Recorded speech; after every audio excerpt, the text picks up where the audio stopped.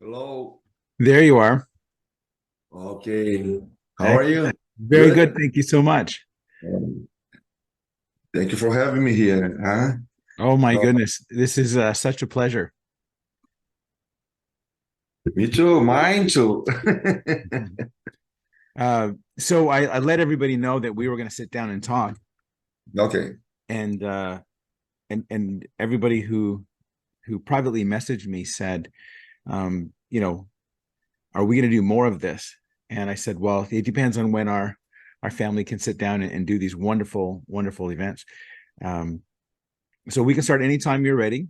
Okay. I do have some questions I'll ask, but I think the most important part of this is I would like you to take it wherever you feel is necessary to go. Like I said in my message, I would certainly love to talk about Sao Paulo. And there was one question Bill had about curriculum and the impact it has on learning. I think we spoke about that at the hotel that one day we were there. But other than that, it can go wherever you like. One of the things I like to tell all my guests are I remember it struck me years ago when Grandmaster Yip Man had the video of him doing the mukjong and other things. And I thought, if at that time he understood the relevancy and the impact it would have on the family to be able to go back and look at that and share those moments, what would he have done? What would he have shared? What would he have, try to help us understand in what direction we could go? So that's what I'm essentially doing here is giving all the members of our family who the higher end of our family who can help us understand things in a better way, use this medium to share ideas and thoughts that should not get lost, Mhm. perspectives and ideas of your experience that we should all have access to. And that's what I'm trying to do. Okay. Yeah. So whenever you're ready, thank you so much. I'm ready. Thank you so much for being here today. This is an absolute pleasure for me. It's an honor to have you here. Our last conversation was in Toronto. Do you recall any of that conversation at all? No, I mean, I record a few parts. I mean, talk to so much.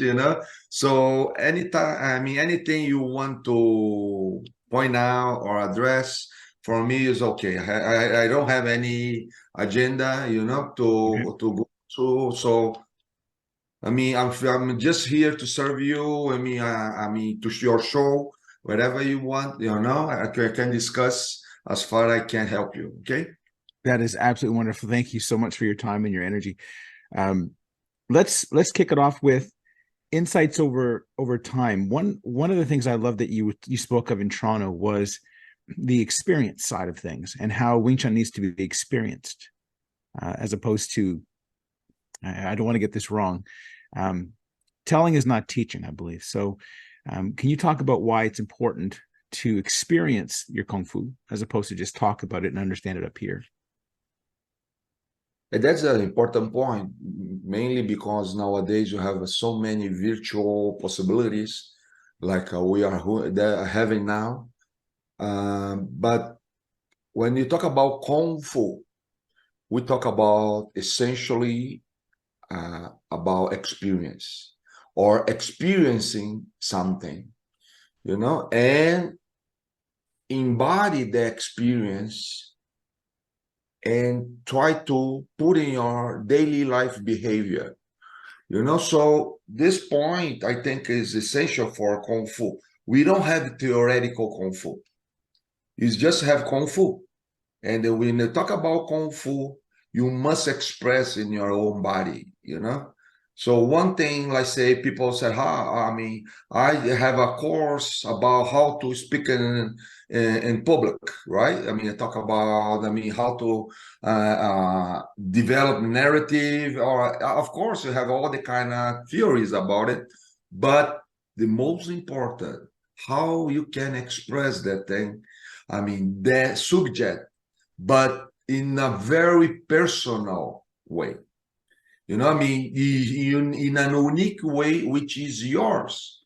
So the same happened with martial arts. For example, we have a great reference.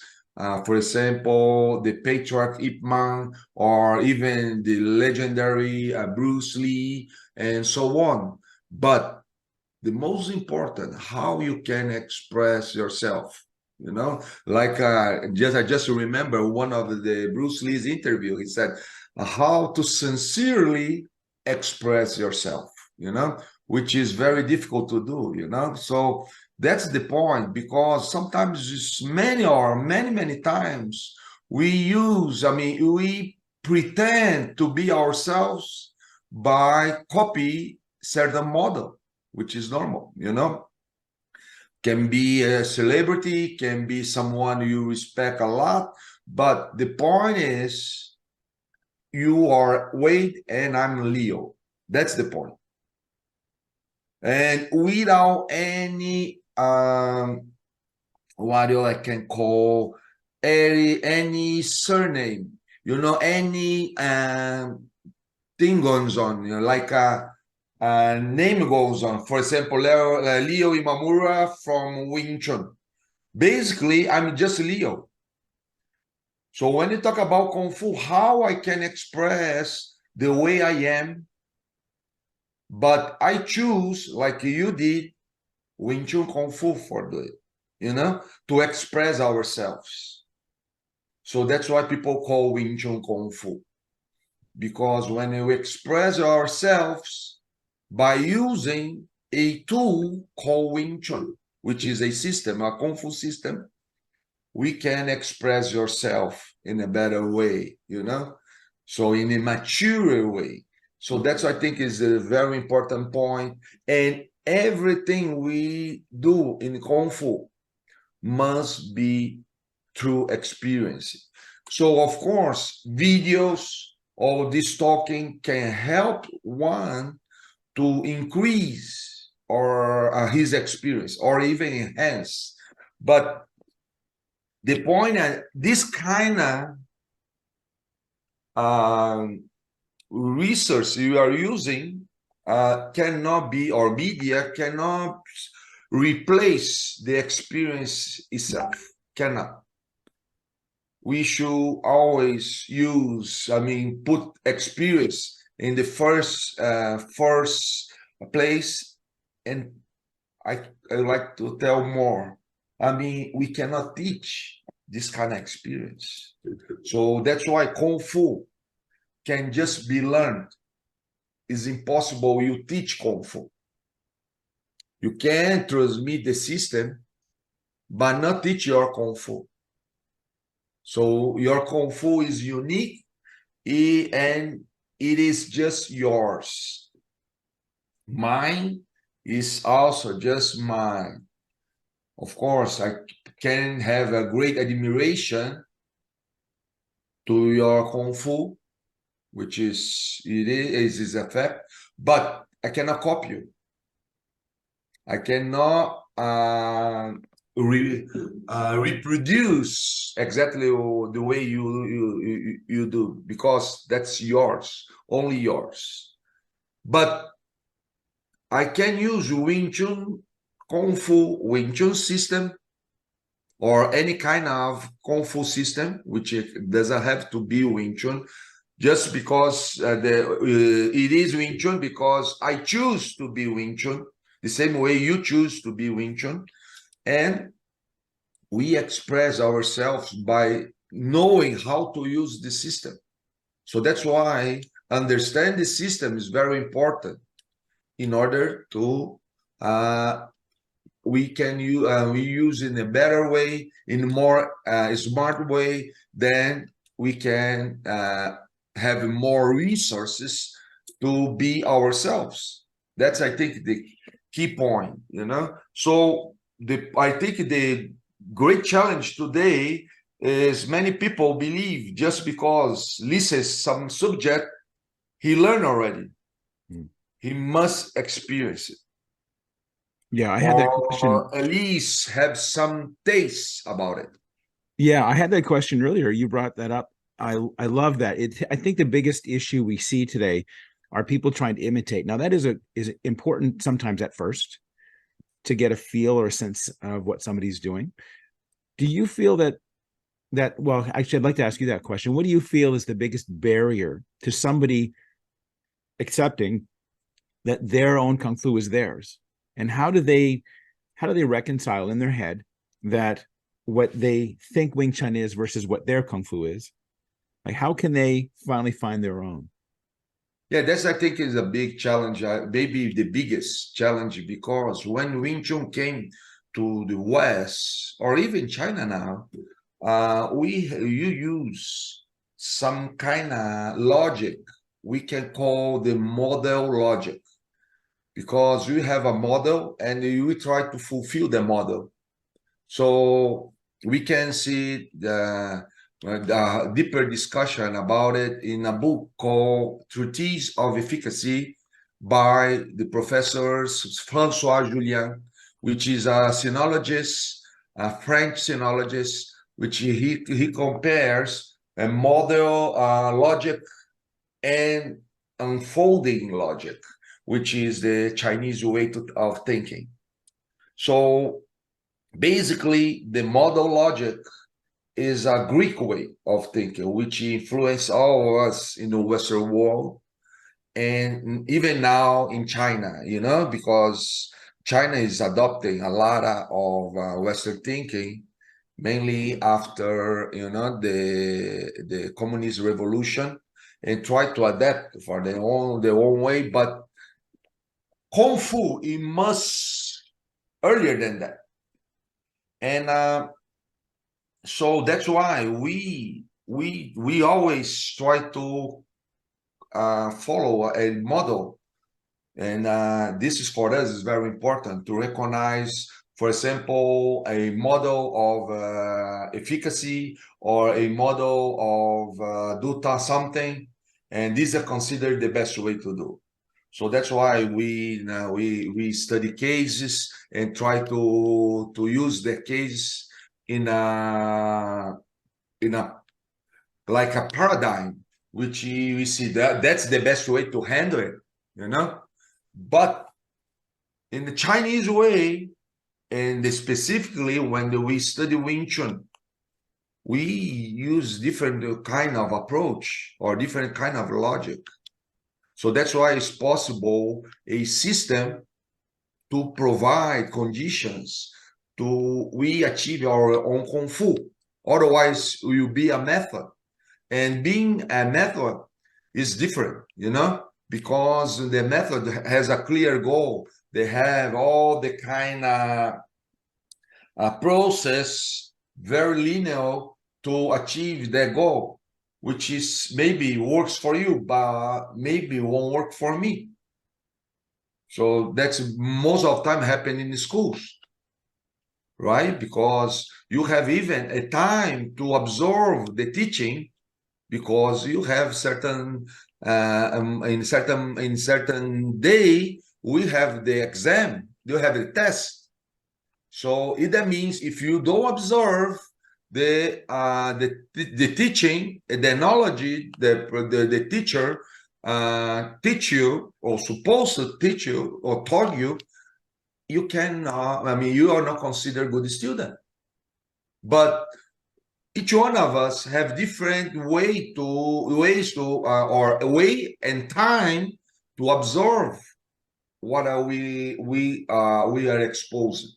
Sometimes I need more time to process, to digest what I experience.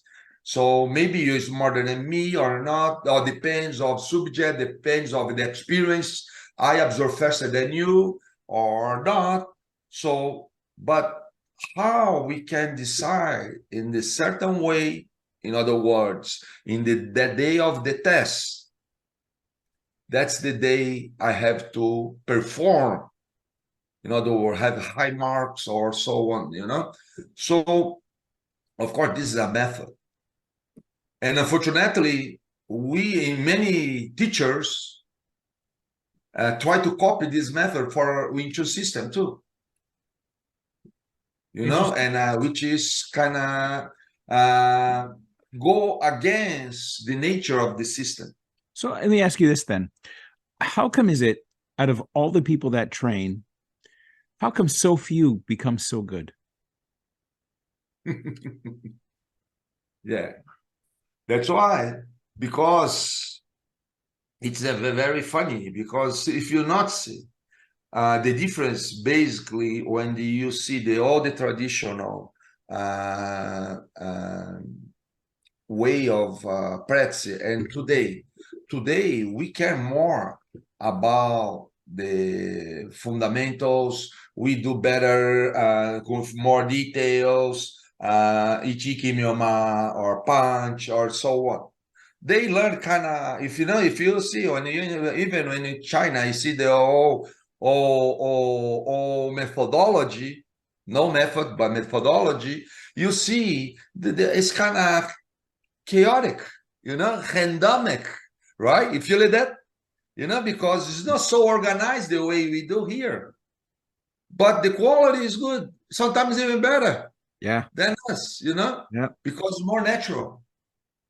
It's like we see a garden in or called in Versailles Palace, which is very beautiful, very well cared, and you see in a natural forest, because it's kind of maybe more chaotic, but they're more systematic.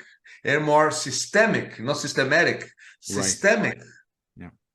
And sometimes when do you take out some movement, like you play just tanda, tanda, tanda, or pakda, pakda, pakda. That thing, maybe I can play specifically, technically speaking, better, but sometimes I don't know the context, how to use it well. Because that's the point. It's not just play technically better, but when and how and with whom I have to play exactly the moment this pack that, or maybe not, maybe never. I have opportunity to use Pakda because I have no conditions for it. So let me Because say, let's pause you there because that's something that I've been working on since 2017. I have said I in 2017, I said to myself, how come is it the people who are so good have this awareness about them that a lot of people never attain? And I thought, how could I develop that? How could I understand that? And exactly what you were saying, it took 7 years to go back and I come up with some of the same ideas. I may not ever use Paktan, whatever, because the conditions aren't correct. I have to accept that the reality is the reality. So there was a shift in a lot of people because they would think, let me do a Lapta because Lapta is amazing. No, right, Lapta is amazing when the conditions are perfect for Lapta. exactly. So how do you, so I said, how come those greats who are so great, what do they do? What awareness do they have that the rest of us just don't have? And how can I get that? Yeah, the point is how to identify the conditions or how to create the conditions. That's the point. I mean, normally when you talk about strategy in the Western world, first thing we want to focus is the goal. What are you gonna achieve with that? But based on in the Chinese and the classical Chinese strategy, I mean, I don't talk about Chinese strategy because it's too broad, because the Chinese strategy nowadays using all kind of strategy, including American or Russian, everything. But if you go back to the classic Sun Tzu and so on, you see the main point for them is not the goal. Main point for them is the condition. How the condition I have, and based on the condition, how you assess the goal. So So it's opposite. is that similar? I would say over the years, I said, what do I do and when do I do it? And for years, it was a struggle. But then, as you said, it switched and became, well, not what do I do, then when? It's when should I? Because the condition is the reality. And that will tell me what. The condition Right. tells me what. Is that correct? Right. And if I want to have, for example, I realize my conditions, my current conditions don't allow me to achieve certain goal in certain time, what I have to do? increase my condition now. Instead, focus on the goal. Goal is a consequence of the good condition. So the key for the classical Chinese strategy is condition, not the goal. So how to create the conditions? So that's why in our system, we have Jisao. Jisao is to identify the conditions, right? Mainly Luxao, when you play Luxao. Some people, they don't understand our systems. Hey, Wing Chun guys are stupid because no one will fight by doing this, you know? We fight just already punching. Yeah, because if you're focused on the goal, yes, we gonna want to punch you, hit you with palm or whatever. But for do that efficiently, you need to understand the conditions, the openings. You need to understand how, when I have to deliver or release my palm or my punch. So that's the point. So if many people underestimate the importance of Luxao or the how to play Luxao, because they are willing to already to attack, you know, or do something. But the main point when you play Chisa is exactly the Luxao stage, because then you are able to deliver or release your strike or whatever in a very appropriate moment. So the key word is how to do, or key expression is how to make things in appropriate way, you know. Appropriate, I think, is a very important word, because I have to do exactly in correct time, correct moment, correct way, with correct person. Let's say something work against you, but doesn't work against somebody else. Yep. So I have to do exactly in that moment. And even being the same opponent, maybe in different moments, I have to do different things, right? So like you being married for so many years. So the same person, but each moment you have to adjust, make adjustment, because it's not like that. I know if I offer to my wife flowers will be the key for have a good relationship, right? So, but if you offer every day flower to your wife, she start to complain why you spend so much money, you know, because doesn't work the same like the first time you did that, you know. So because all depends of what you're doing, when, and so on. Each instance is unique. Yeah. Okay. Right. So how is the Sifu then? Do you help? How do you help students find that and recognize that? By using Wing Chun system. For example, when you know about Sao Paulo, and the Sao stage is implicit in the system in the first trilogy, right? Which is Patriarch Muya call Sancheng, Wing Chun Sancheng, including Siunim Tao, Cham Kyu, Biuji. But in their phase of system, the most Sao nature is, of course, Siunim Tao. So let's say when I want to play, for example, Tang Sao, everybody concerned about how to put Tang Sao in the correct position, the angle or the height of the race, everything, right? But they forgot what are the conditions to do that. And the conditions are based on, first, these are the hand, with are very close, so then they stabilize the shoulder, and how to open the hand.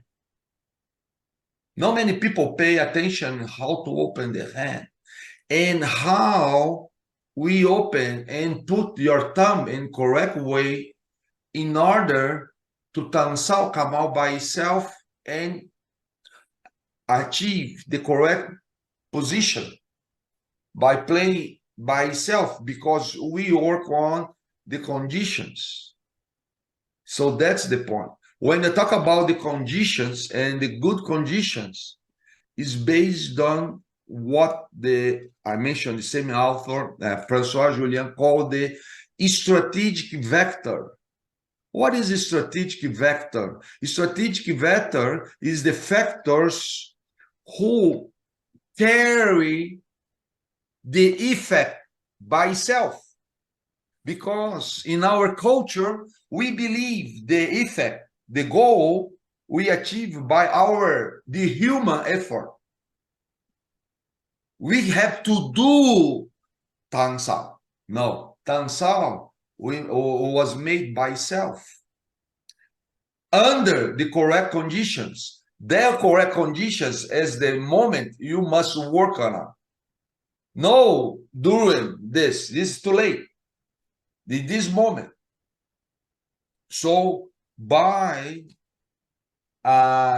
sharing or providing conditions to study correctly Wing Chun in this way, naturally the student start to understand better the art of anticipation, the art of create conditions.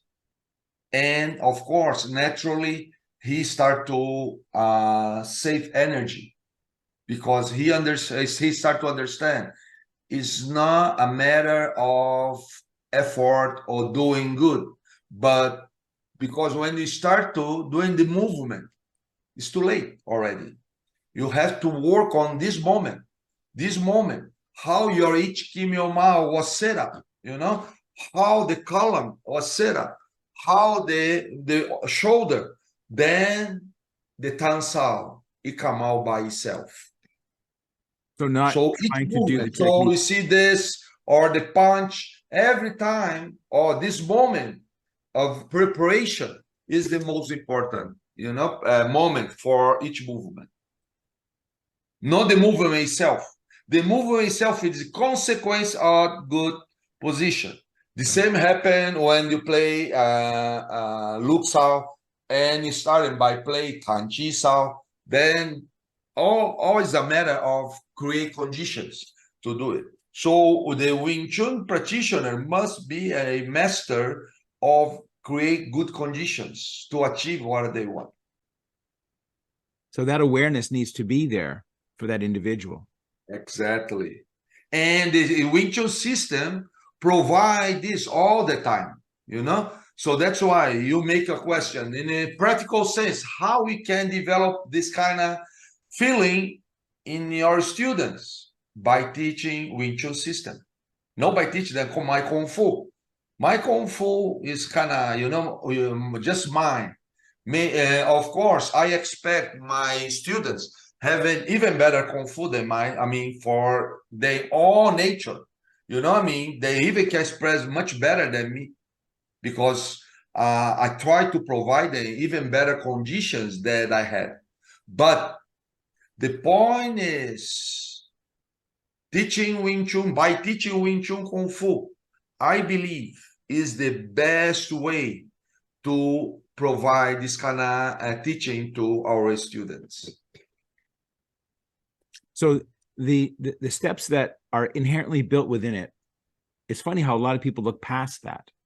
They'll try to do a technique to somebody rather than, as you're saying, to be more aware of what's available, to understand quickly, to create the conditions, to help support the conditions that exist, so your Wing Chun or your experience can flow out of that. Is that correct? Right.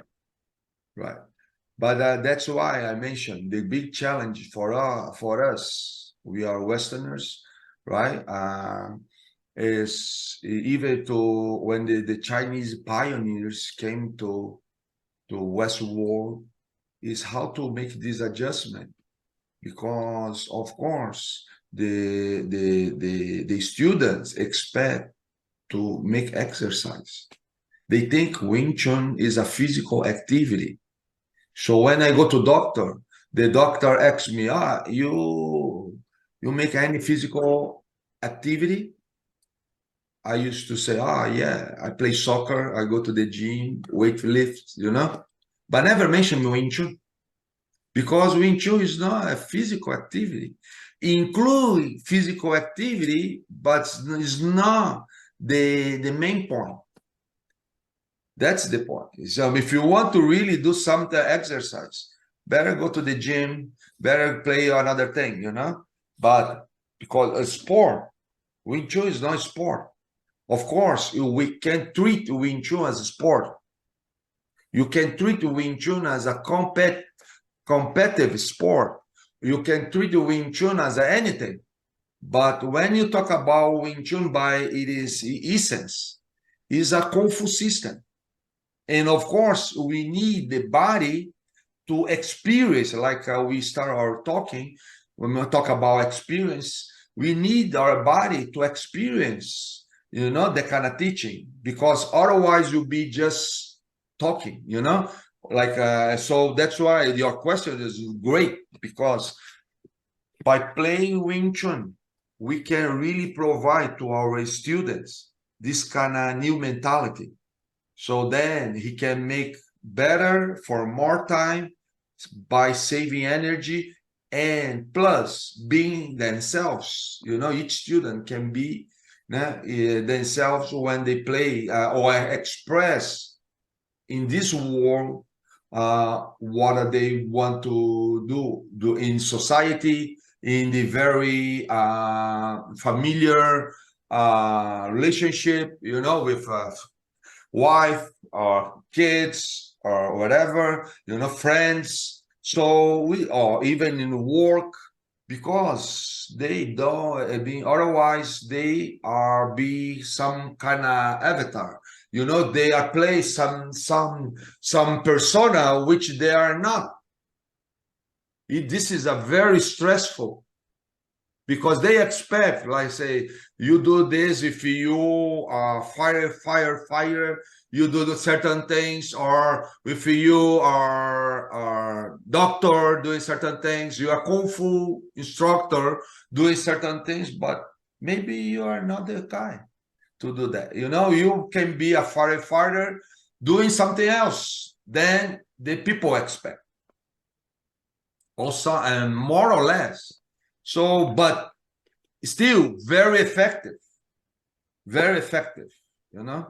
So I was going to ask you a question about that. Kind of unique, because people can find the efficacy by doing their own way. Yes, that's what I was going to ask you. There's people who have been training a lot, and a lot of people who are listening to this are going to say, I can relate to what you're saying because I'm doing the system, I'm performing the system, I'm getting tested, but I don't feel confident in what I'm doing. But as you're describing, if I can build that awareness within myself, my confidence level creates that avenue to get better. But it's a different kind of confidence. It's a personal, very personal confidence. Is that correct? Right. That's the key point. Not because someone told me I'm good. I am good. I just feel I am able to fulfill that job. That's it. Or the task. So one thing interesting in Kung Fu is, as I mentioned before, you can just learn, but not be taught, right? So I learned, but there is another detail very important in Kung Fu. You don't know when you learn something. You don't notice it. But how you know you learned certain lesson? Because when you need it, the thing come out by itself. Then you say, wow, I didn't know I know that. And I didn't know I couldn't do that. But you did. Naturally. So this is a very specific thing about Kung Fu. So Patriarch Muya always mentioned this to us, So trust in your body. Don't depend on technique. Because when you need it, Don't worry, come out by itself.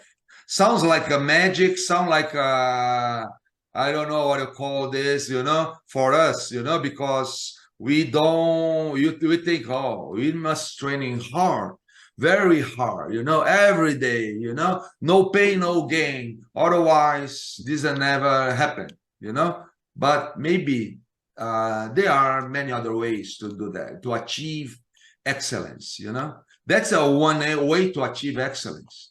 And that's why when I mentioned Sao Paulo, Sao means obey, means keep the tradition, keep what they're doing, because sometimes it's important in the beginning, really repeat, or receive their knowledge by the way someone taught you or show you or share with you or provide to you.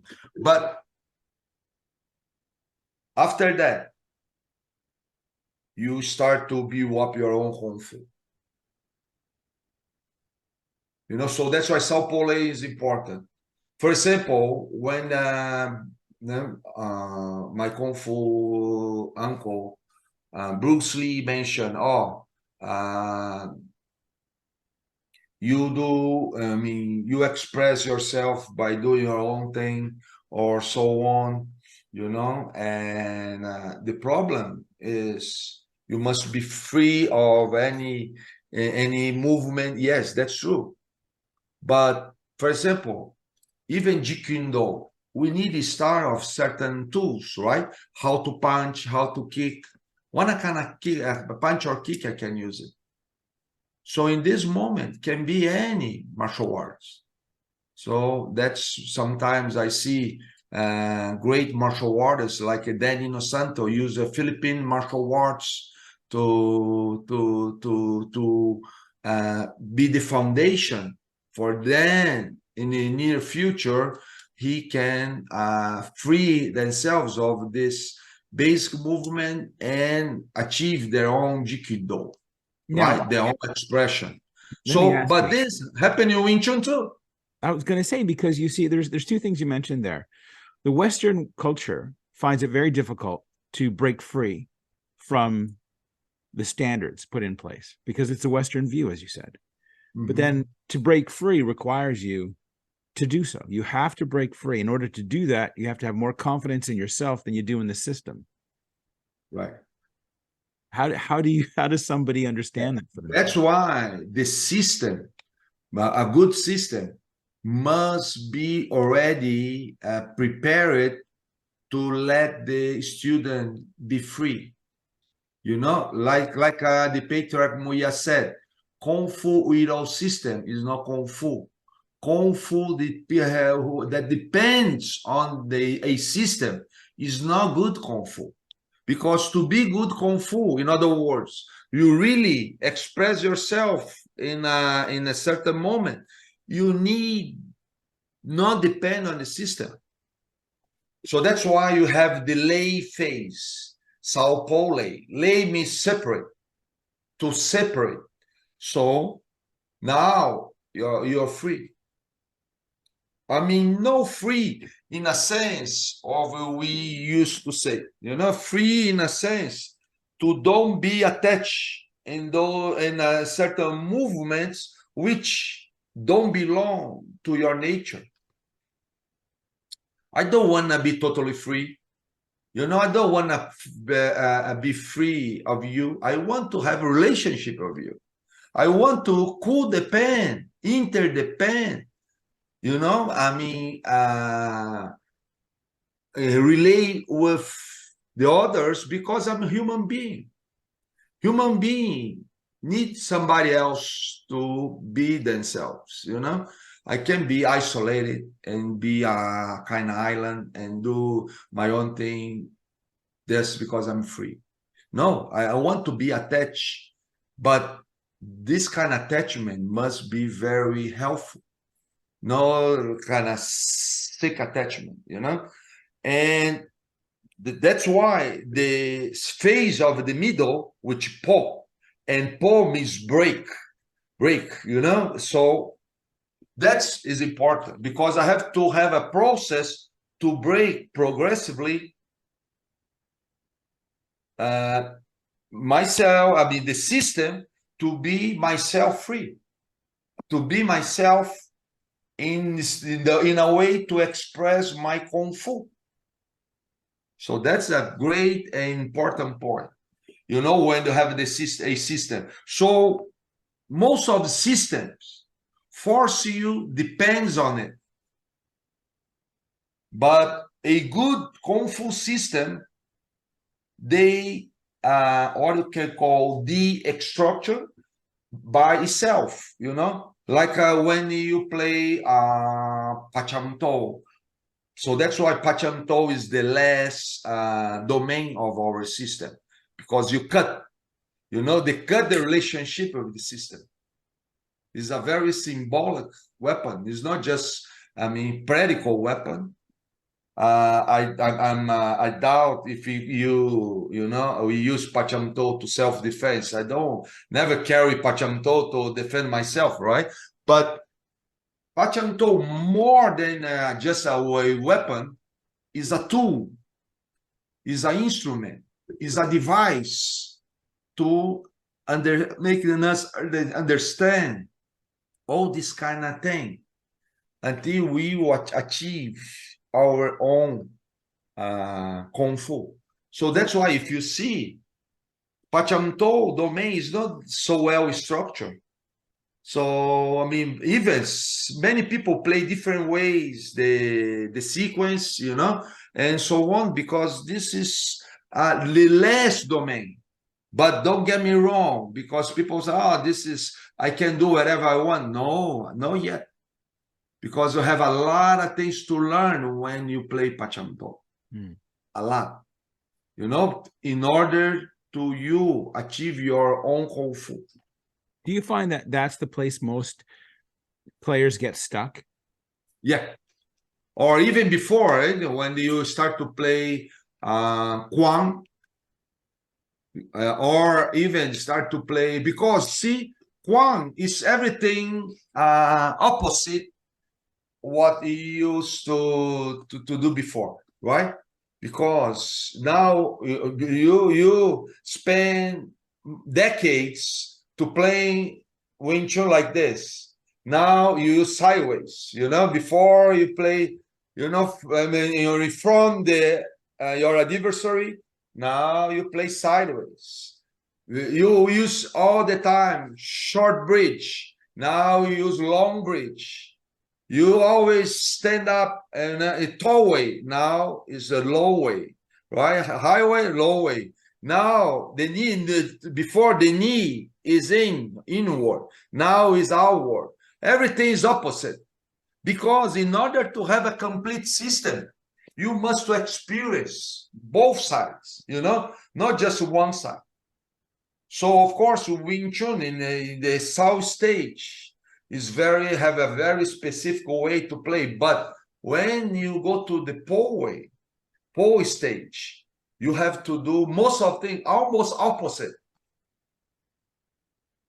See, that's the way you play. So that's why many people said, oh, Lu Ting Pung Quan come out from other system, because there's nothing to do with Wing Chun. You know, because Wing Chun is a kind of, no, actually, because maybe they don't understand the nature of Kung Fu system. Kung Fu system, like the same sinologists, Professor Julian mentioned, they have is a variation system. So they have all kind of things, you know, not just one way, otherwise became a method. I need to have everything included. Otherwise, won't be complete. Do you find that when people have questions, what are the standard types of questions? There's probably a lot more under Po than anywhere else, because they're trying to find their own. So how do you take that energy that they have to try to find their own and support them through that? Yeah, that's the point. Very crucial, because I remember the patriarch Moya mentioned, a good the student need a good CFO just to start the system and finish in the system. In other words, when someone start, it's very important he understand the nature. Otherwise, they start to use you get a Ferrari, any model, and put an off-road. You said this car is no good. Even maybe it can ride a couple kilometers with the drive couple kilometers because the car can afford to have a very accidental floor to drive to run, right? So that's very complicated because you using the car in a wrong way. So that's why it's funny because many in my my YouTube channel, people always ask, "Wow, Wing Chun, doing so bad in MMA." Yes, because first, how you know that? Because sometimes people put some supposed to be Wing Chun fighters against someone, and those little boys, you can see have no Wing Chun skills, But of course, the public, they said Wing Chun, oh yeah, is it Wing Chun? And they see that it's no good. But actually, Wing Chun was developed for different purpose. Imagine one thing. Imagine a situation when we don't know who is your opponent. Could be one, could be two, you don't know. Imagine a situation when the rules are not clear. Imagine a situation when you don't have time to start or finish a fight. Imagine a situation when you don't have any referee to say if you are follow or not certain rules. Mainly because the rules are changing all the time. Imagine a situation when you don't know if the number of the opponents will you increase or decrease during the moment. Imagine a situation where you don't have limit of territory to fight. So that's based on that Wing Chun was built, under this circumstance. So it's totally different. So could be even fight or not fight. Physical fight, could be another kind of fight, could be everything. Because we talk about a Kung Fu system. We don't talk about fighting system. Wing Chun is not a fighting system. Wing Chun is a Kung Fu system. Is a life system to know how to live your life better. That's about Wing Chun. And using martiality, using martial arts, using martial experience to build up this kind of quality or this kind of competence, this kind of capacity. So martial arts is just the beginning of the process. Is a device to making us understand how we can understand better the way we are under the martial experience process, which is a physical plus a symbolic physical fighting experience. Because when you punch or kick, is not, of course, for real. But the other guy must feel it. If someone punch you, he gonna kill you. Otherwise, the experience is not symbolic, is a fake experience. So many times I see the self-defense demonstration, someone punch, but let's say my face is here, the guy punch here and stop. Then, of course, the other guy react, right? In the real life, if someone punch here, What I have to do? Nothing. Because the punch gonna hit you. Won't hit you, right? Don't hit you. So just stay. Stay still because nothing happened. So these I talk about fake demonstration, fake experience. Someone start to react in a situation which is the condition is not appropriate. I don't have to do nothing. Someone punch me here, stop here. I don't have to do nothing. But I mean, I invite anyone who is watching us to go to YouTube and put a self-defense demonstration and check it when someone punch or kick. When they stop much before reach the person. And the person, of course, do wonderful things, very skillful things based on nothing, based on no threat, no risk. That's why they can do that. But this is not martial experience. A martial experience, you have risk involved, danger involved, fear involved, what I call frustration involved, many other feelings involved, and you have to manage them. So you're it's saying not better or just to make a skillful movement like in a circus, it's something else. I like how you segregate that, and you said, it's not just fighting. So to take one aspect of Wing Chun, which you could use as fighting, and say this is the best way to test it, is actually the most incorrect way of doing it, because as you said, there's fear involved.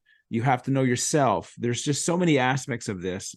That's why it's Kung Fu system, as you mentioned. And to take one piece would be to discredit almost everything else. Yeah. So, and this is why I think in the future, Wing Chun, and nowadays, Wing Chun is so important for help the society to be more healthy.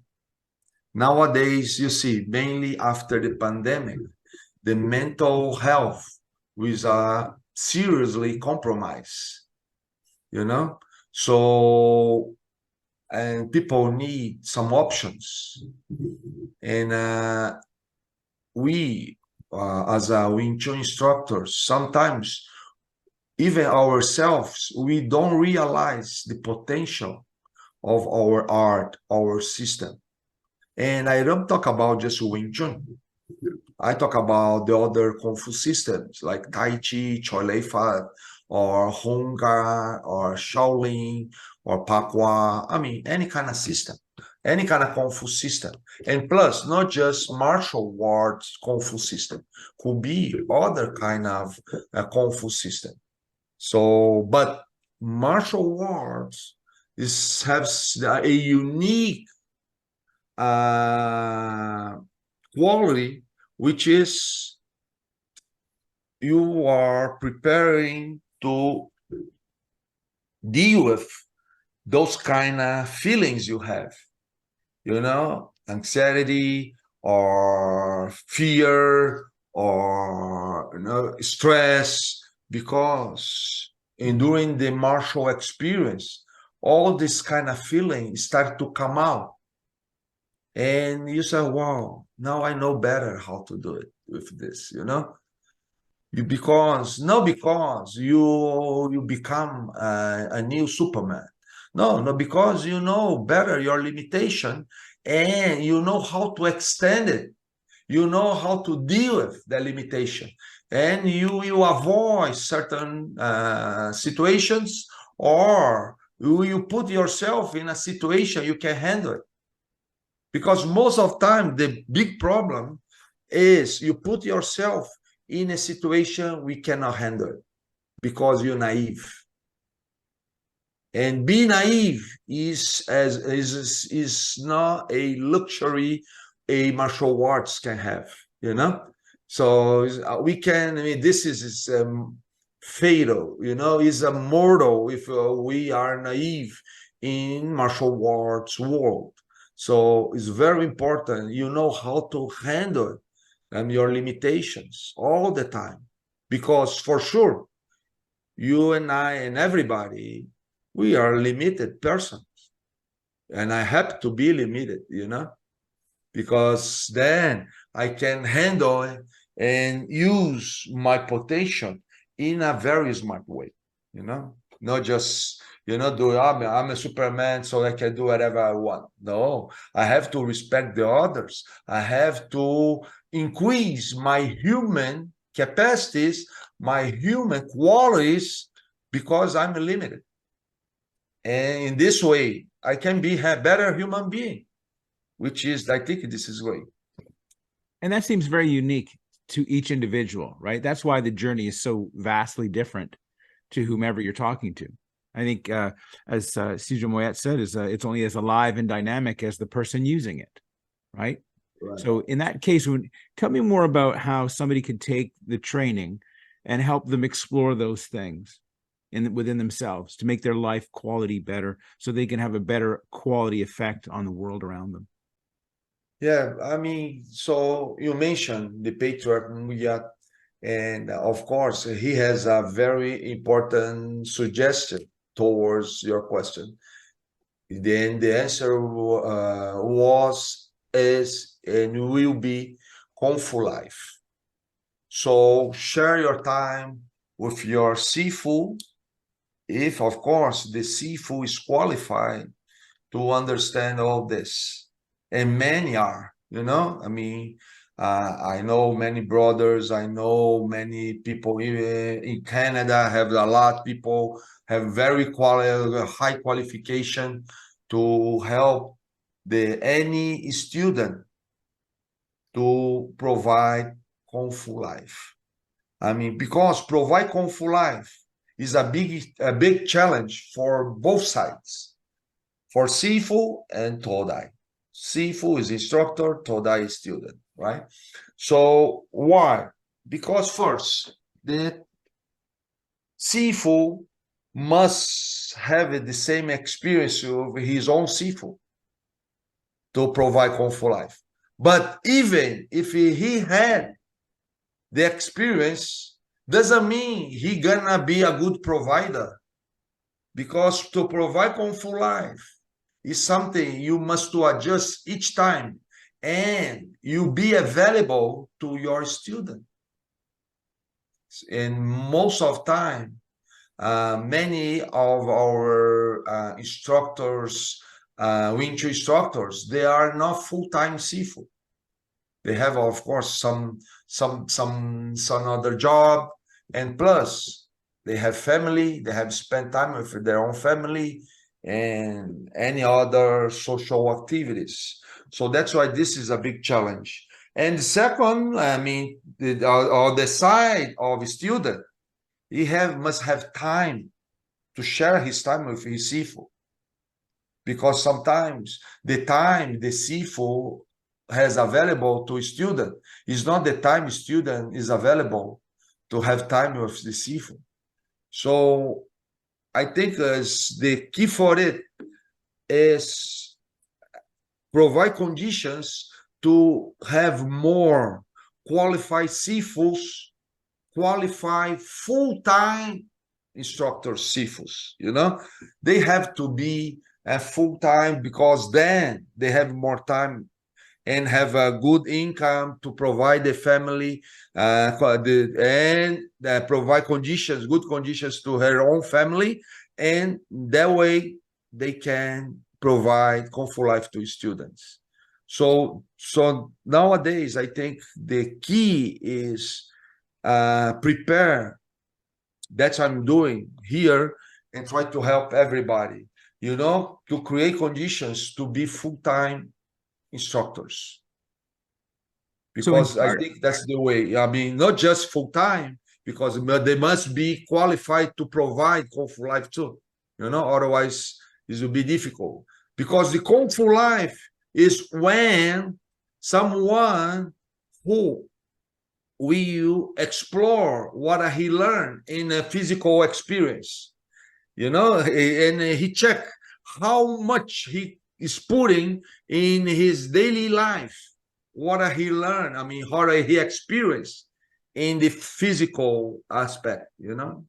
Otherwise, be just a experience, an experience, and that's it. You know, how he can be guided and check his skill in the daily life when he is with his sifu. You know, in the part where in Po, it seems that the Kung Fu Life has a really dramatic effect on that student, because I think exactly. that's when they have the most questions, and spending Right. time with Sifu gives you the chance to openly talk and openly Right. share that experience. Yeah, because then, because little by little, after so many years, the student start to become like a brother of path of the Sifu. So, of course, the students also have a lot of things to offer for his journey to Sifu too. You know, just Sifu has something to offer to student. The student has also many things to offer to Sifu. But Sifu is Sifu. The student is student, right? But the student also has something to. So this is in the pole stage is very, very important. That's why we say the break, you know, because then you have many ways to see the art. So that's why I mentioned, like us, we are professionals instructor. This is a bless, because then we can learn through our own students, you know, because we have, of course, our journey, and we try to make that journey richer than possible. But we can explore everything. So the student helped us to explore another ways who we never think before, you know.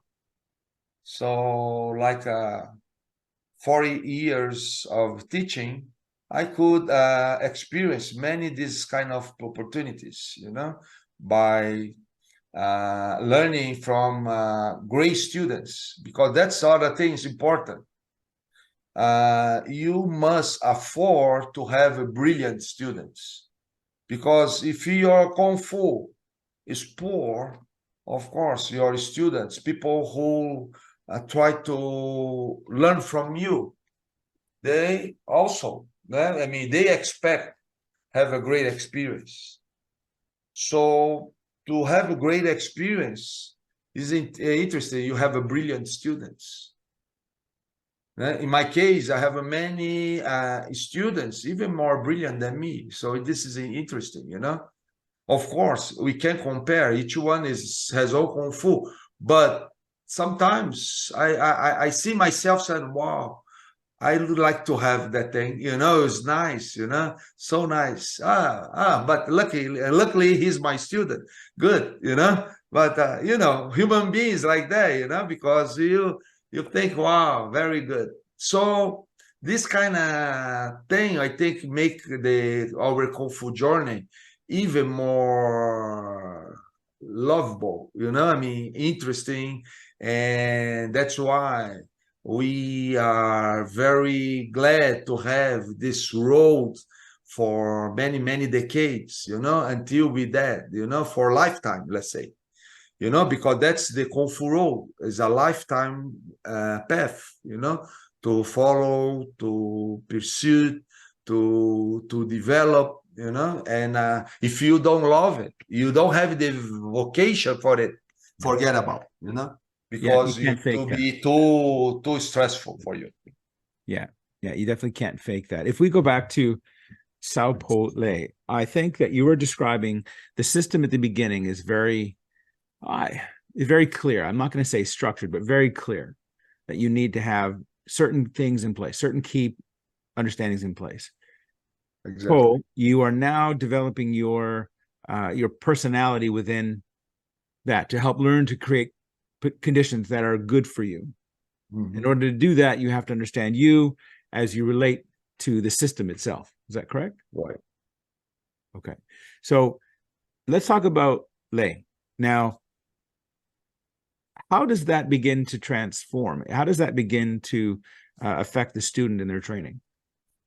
That's why, because we used to say lay is a no structure phase of the system. So you never know when you start. You don't know. I mean, it's kind of even Bruce Lee when he mentioned about Jeet Kune Do.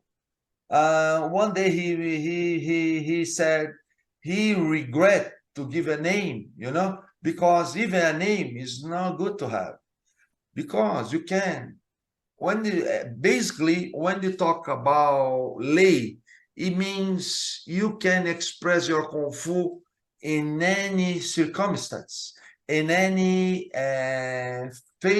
activity in your life, washing cars, doing anything, cooking. I mean, most of daily life activities, because all this is based on a very Confucian classic called Chongyun. Chongyun is a very famous one of the classics of Confucian teaching, which means Chong is middle and Yong means communality. Or in other words, how you balance your daily life activities, the common, because they said the wise, the sage, they give significance to what is common, because for regular people, the common is nothing. That's why the things became a routine. Right? Because routine means things are meaningless. No more, nothing is new happen. Always same. But actually, it's not the same. So that's the difference between the sage and the regular person. The sage make distinction of these small things, the common things. Then embodied it, in other words, put in your body, in your behavior, and universalize this. What it means universalize? Means I put this in any aspect of my life. I put this, that particular experience which came out from the very common thing I experienced in certain moment, I can put in my behavior and put it in other aspects of my life. So lay basically is when you don't need any system to do that anymore. For example, we choose Wing Chun, but now you have another thing. I mean, we don't even need the Wing Chun to do that. I mean, Wing Chun, the formal Wing Chun, which is from Siu Nim Tao to Pacham To, 6 domains. Because, of course, in our case, it's a little different because we are Sifus. But let's say we are not Sifu. You are just a Wing Chun practitioner. And you experience already the Pacham To domain. You access the Pacham To domain. So when you start the lay phase, you never know, because maybe when you start to see, I can put my Kung Fu when I'm writing an article. When you do that, then you feel the glimpse of the lay stage, When you put this in all things in your life, that's the liaison, But I don't know yet to tell you because it's not my case. I'm working on it yet.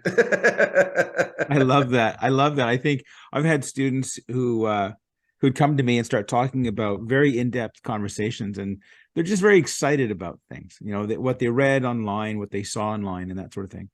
And I remember a few of my Kung Fu brothers when, Steve would say, I'm putting you in charge of their training. So, let's, you spend as much time as you can. And then I would say, I can't wait until you get the whole thing, because then the discussions we have will be incredible, so much more enriched. Is that true? Let's say, look, let's look at the lay like you said. You don't know when it starts. Isn't that the time to have the best relationships with your kung fu brothers and sisters and sifu? Because there's going to be a lot of unknowns. I think there's going to be a lot of unclear understandings, and I think having the kung fu life is so important throughout, but especially in that stage. Yeah, if so that's why it's a bless when you have a Sifu who is seriously developing himself or herself in that kind of stage. Because even sometimes where I not see is the student achieve a certain level which is Sifu's not. Because he stopped in certain moment because the way he see the system is too narrow to achieve a stage beyond the formal system. So, but in that moment, sometimes the big challenge is how you can handle the situation as a student, respecting your seafood, like say, like your father. Sometimes your father just study to high school, middle school, and then you go to the university, but he's still your father. And the knowledge you got in the university prepares you better to deal with your father limitation. Understand what I mean? Because after a certain moment, this become personal path. Yeah. So maybe the conditions your Sifu provide to you make you go further than him in the system, in the process. So still, you must be grateful, right? Because he did good job. Is that the goal? And you even can help him, but remember, your Sifu is still your Sifu, and you are the Todai. You never must forget this, or the Sikon, however, Yeah. And but of course, this is I'm talking this in a very theoretical way because I didn't experience that, Because, for example, my Sifu Muya, he passed away in 2001, and that means 22 years ago. Right. But still, I can feel it. My stage of development is much, below, the stage he reached in that moment, 22 years ago, So I still working, and try my best to develop the capacity I have because, then I find out, his capacity is one thing, my capacity is another thing. But I have until the last day of my life to develop, right? So I working hard until that, then I see, but you're right, this moment is the best moment to talk to your Sifu because he feel most of the time, Sifu feeling is very solitary, because the students don't understand what he's talk about. It's hard. That happen a lot too. Sometimes the Sifu so too much ahead of his students. That's my feeling towards my Sifu. My Sifu is too much higher than us. So still, after 22 years, I still feel, I'm much beyond, below my Sifu, much below, but still trying hard, try my best to increase the level of my Kung Fu, and I have a good reference, but doesn't mean I'm gonna copy him, because this is just an inspiration. Well, that's what you had. Right? The same way your Sifu is your inspiration. Yes. But doesn't mean you'll be exactly like him. But in certain level or certain aspects, maybe you can be even different. I mean, achieve something unique than he didn't achieve, you know? And that means because your vocation. I try to do the same way too, you know? Try to find out the best way to express myself and see what I can contribute with society, with my community, with the others, you know, by help them and be helped too, né? Because this is very important, you know. I mean, accept the help of the others. For example, Iran, you mentioned the brothers. Iran, my brothers, I never achieved what I got, you know, never, because they helped me a lot. You know, if you know my story, when I went first time United States, I don't know, I have no money, no English, no culture, because the world was not globalized like today, you know. So it was very difficult. With all Kung Fu family was impossible, you know, to got, you know, what I got. I remember the first time we met. We met in 1998, and 1998, wow. yeah, yeah, we were in Toronto. We were the first Pan Am Games. Mhm. And I remember I didn't get a chance to talk to you very much, but I do remember Cedric Moyet uh, did a chop for me, but that was only because you had said to me, you'd said, "Hey, you know, you should take this opportunity." So, and it's funny because when Cedric first came up to Toronto for the first time, he drove up to Ottawa that same visit. So I got to spend some time with him. It was a lot of fun. And when you had said, take the time, talk. So we talked some more, and I'd gotten to know him a bit before that. Um, but you had said, hey, you know, he's doing a chop. So he did my name, and that's what you see up here. Uh-huh. Right. And that's the chop actually there. Mm. And he just did my name phonetically, which is really cool. But that experience, that moment, when I met you and I met him, you could just, as a Westerner, I can understand the relationship you had because it was so very, very different than what Westerners were used to. You know, Mhm. when you talk about Sifu student relationship, over here it was very publicized. You know, martial arts was very not politicized for commerce. You know, so they made belts, they made competitions, they made all this public stuff. It was very rare to see great quality relationships built in Mhm. the martial arts world. Like I saw so many between you and Sijo, my Sifu, my Sigong, and mine with my Sifu. And it was at that moment, I think 1998, I had gotten my gold sash, I believe, from Sigong in 97. And I was talking to Sifu Pete, and I said, you know, it's funny. I have a gold sash, but so does my Sifu. And I don't feel like I should have this around my waist, you know? And he said, you know, but that's good. It'll keep you humble. You know, it gives you that perspective. And he Right. goes, that's good because it means you're going to keep on learning. Mhm. And I've had such great opportunities because of my Sifu giving me access to my Qigong and all of you to be able to look at my Kung Fu and say, you know, it's not necessarily about me. It's about the Kung Fu life.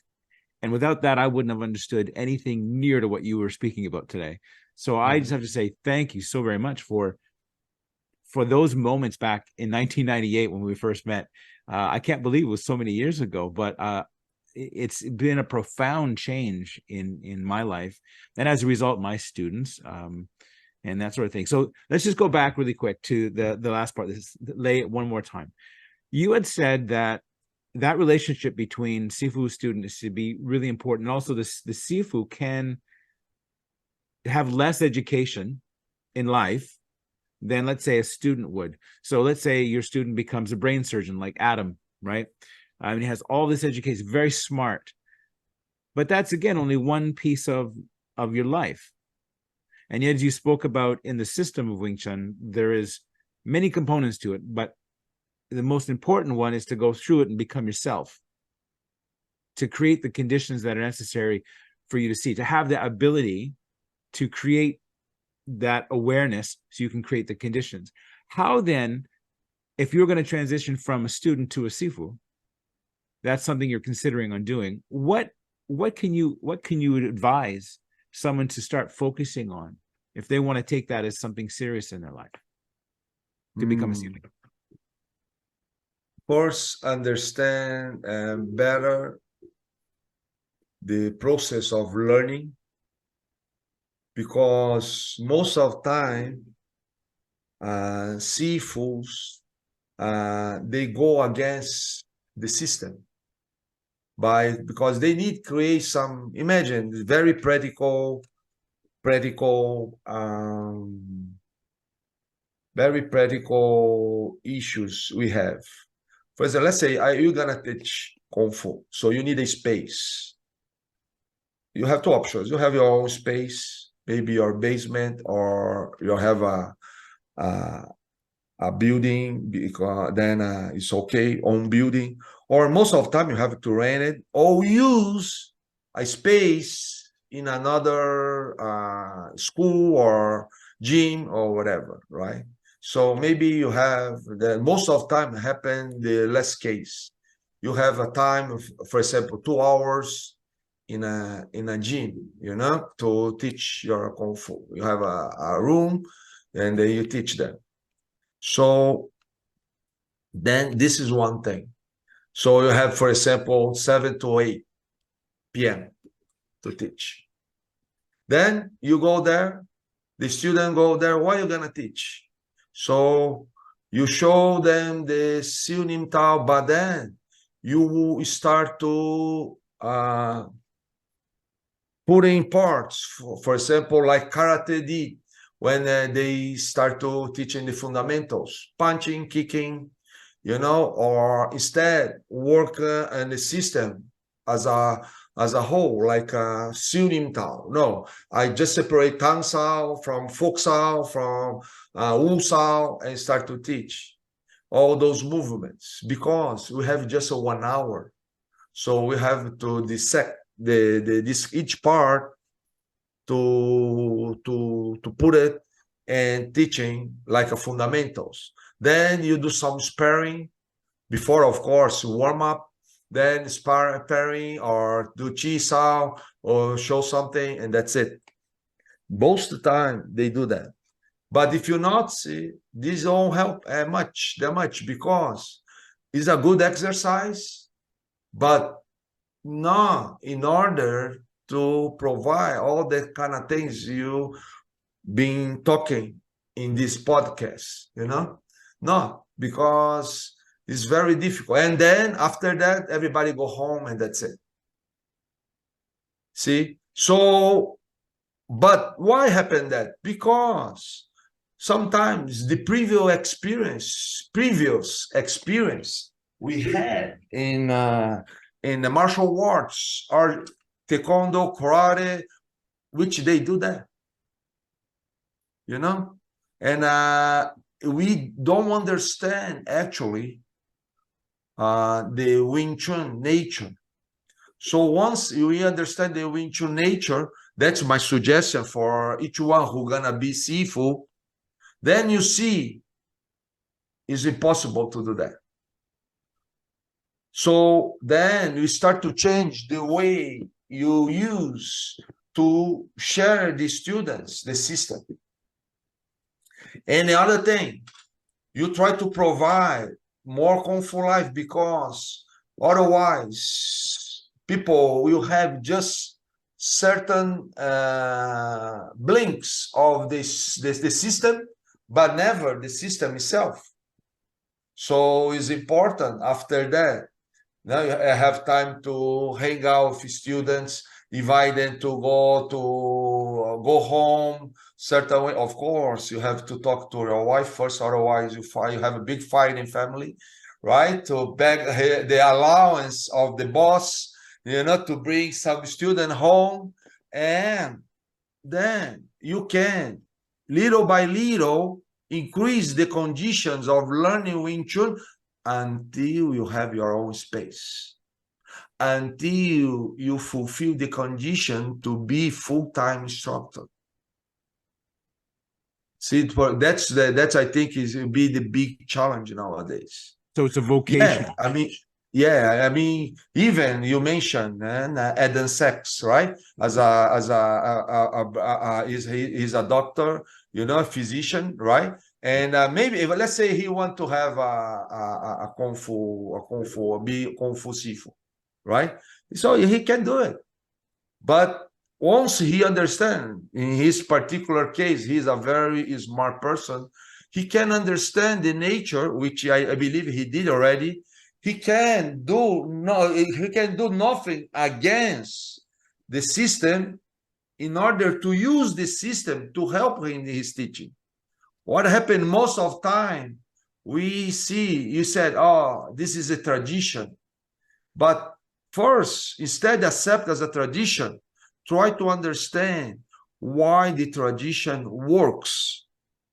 You know, because many times what you believe is tradition is not.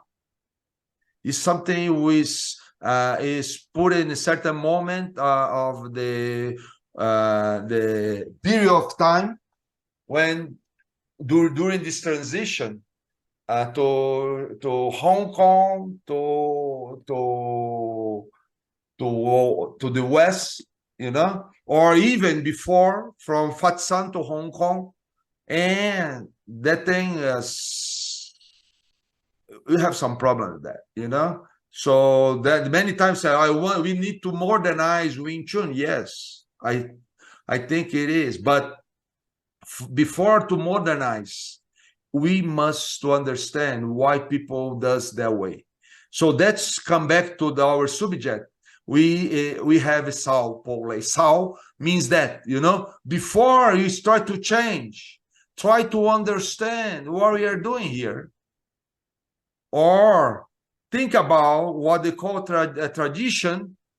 Why you do that? Or maybe it's what you believe is tradition is not, you know.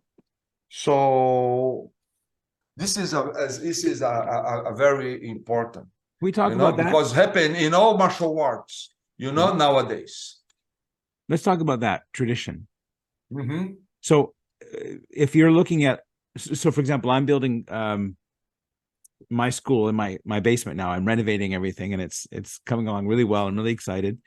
And I got permission from my boss. So That's a very important detail. Very important, yeah. When we met, actually, smart guy, smart man. Yeah, we met when I was a Sifu already. So talk about tradition, because at the beginning, and I love how you said that. Try to first understand what it is. So get clear that there is a process, there is a way, and submit to that. Learn it. So what traditions are important there? So, for example, having a club here and always being available for my students. That what can I use, traditionally speaking, to help that environment, to create the condition for that to be successful? So first, try to educate them to understand more about learning process, personal learning process, because we are conditioned to go to school. You believe the only place to learn is school, you know? So that's why I like the name club more than the school, because you guys use the name club.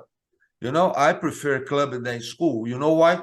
Club is a place you go anytime you want, you know, to gathering and have some experience together, you know. School sounds like you have a certain time to go.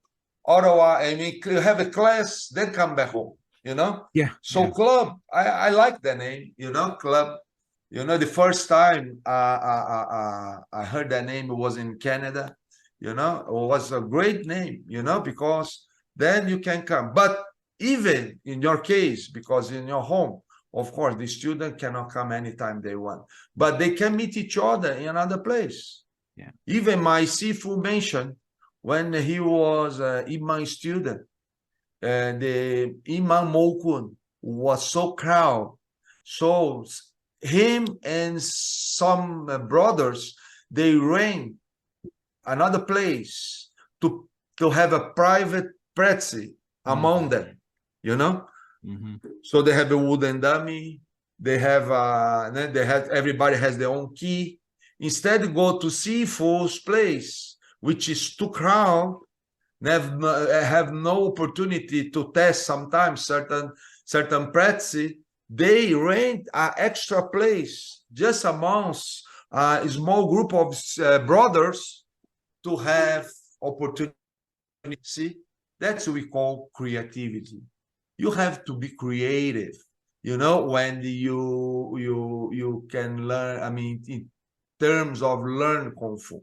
Mhm. So incentivize this to your students.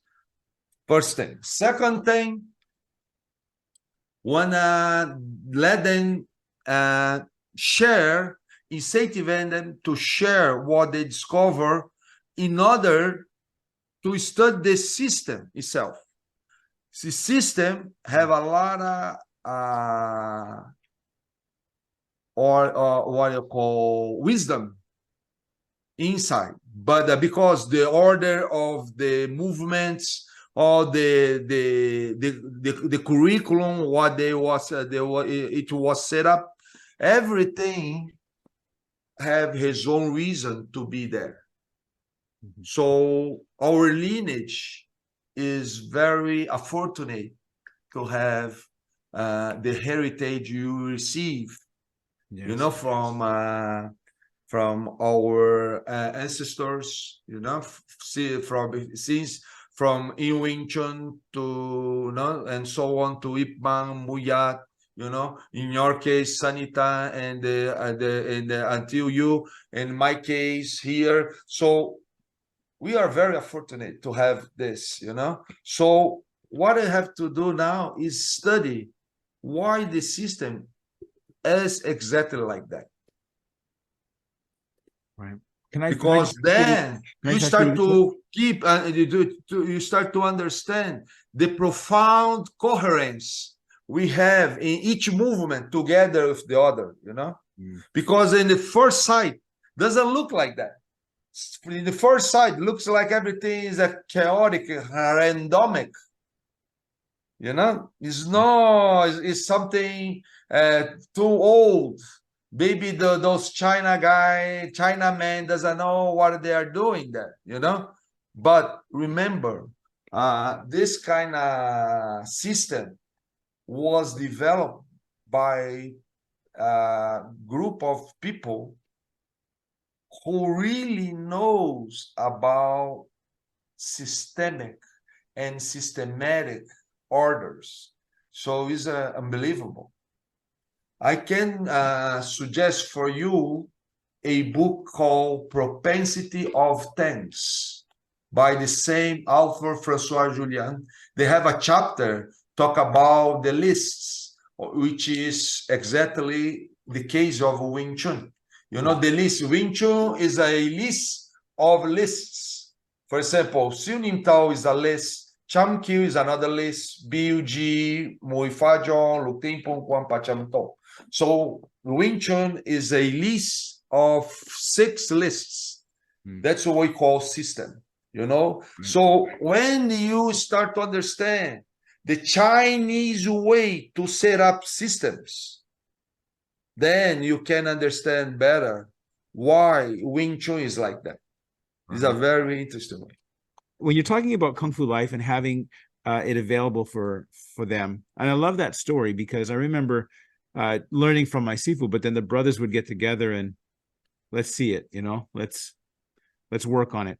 And I think when we're looking at the long term, and that's what Kung Fu Life is, isn't it? The long term study, the long term relationships. When it comes time to segregate, to put your own version into it, having a club, what role does that play? Having your own club to be able to have all the brothers and sisters there. Does it need to be 24/7, or because I know a lot of Sivus can't do that? Right. Well, the point is you have two. I mean, when you talk about the qualified transmission, you have two aspects. When you talk about how you approach the system, which is understand each nature of the domain. For example, Siunim Tao, Chamkyu, Bilgi. Each domain have different approach, different logic, different way to transmit. Then, besides that, you have to consider the person itself you are transmitting, because your group of students maybe or for sure is different than the group of your Sifu students. So the experience you have in your Sifu club maybe won't apply in your own club, because the group is smaller, you have less experience than your Sifu, but for other side, you are you were a recipient of a better quality Kung Fu than your Sifu, because your Sifu himself improve himself to offer better Kung Fu than you receive. So it's a kind of very variables we have for that determine what is appropriate to offer to your students. Normally, people said, "Oh, I teach exactly the way my teacher taught me." This is dangerous, very dangerous. Mainly when you talk about conditions, because the condition is totally different. Maybe when you're joining your Kung Fu family, the families are very well established, have many sihins, many sidais, It's a very, very dynamic. And now you start a new family with not very young students, young Kung Fu. You are not so experienced.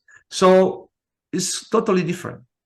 So you must understand. So that's why understand the system make you choose the right choice, because sometimes you make some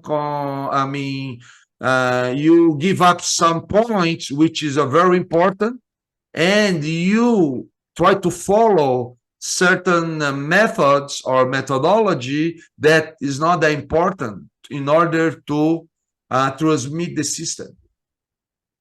So all this is a very challenging, to have. So doesn't have any recipe to do that. You have to first understand better the Kung Fu, the conditions again, and do it. So that's why share your challenge with your Sifu is crucial, because then he can help to do that, help you to do that.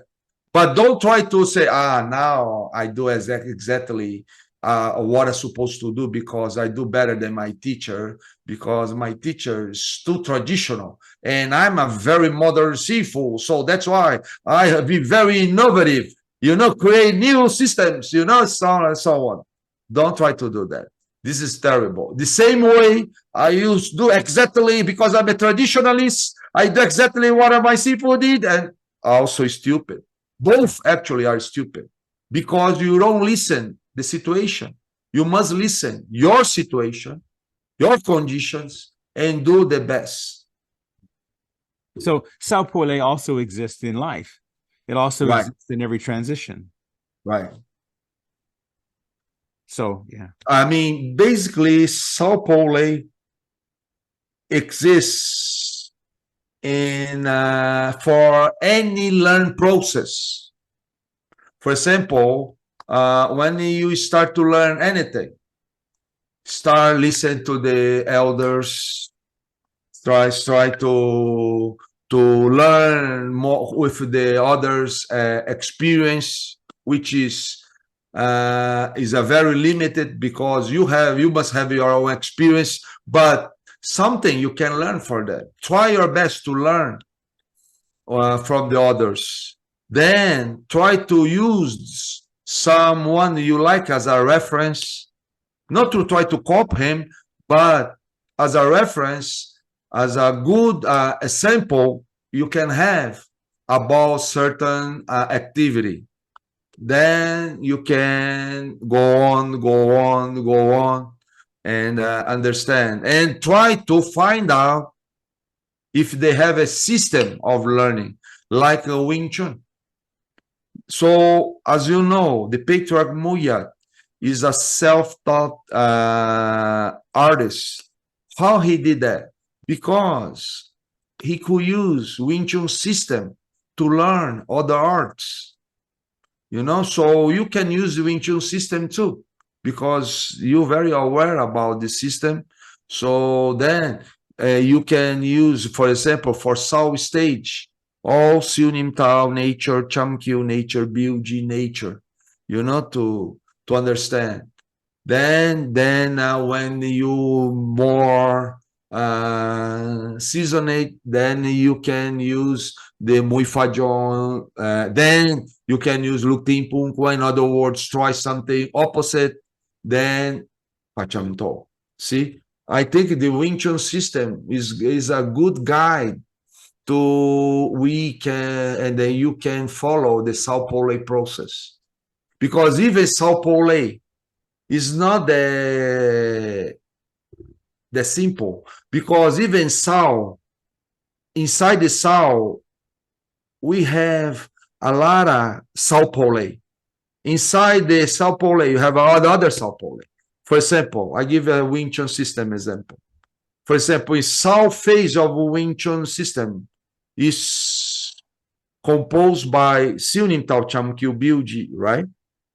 But this, in those three, Sao, Siunim Tao represent the Sao of Sao stage. Cham Kyu represent the Po of Sao stage.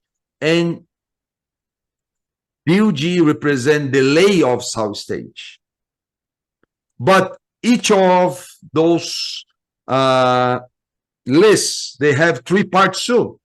So the first part of Siunim Tao represent the Sao stage of Sao stage of Sao stage, right? Second part, Po stage of Sao stage of Sao. Then third part, Lei of Sao of Sao.